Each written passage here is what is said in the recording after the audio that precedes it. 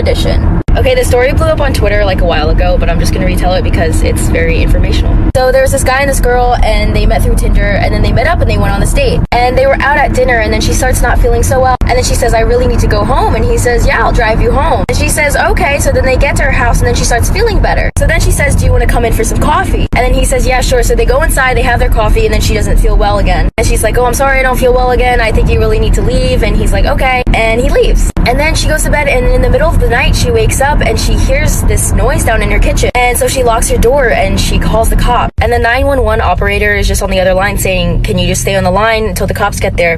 And then the cops get there and they're like, the door is locked. Like, we don't think anyone's inside. And she's like, I promise you, someone's inside my house. I can hear them. She says, you have my permission to break down the door. So she's still up in her room, and then she hears the cops break down the door. And then she hears some rustling and some fighting. Part 2 coming now.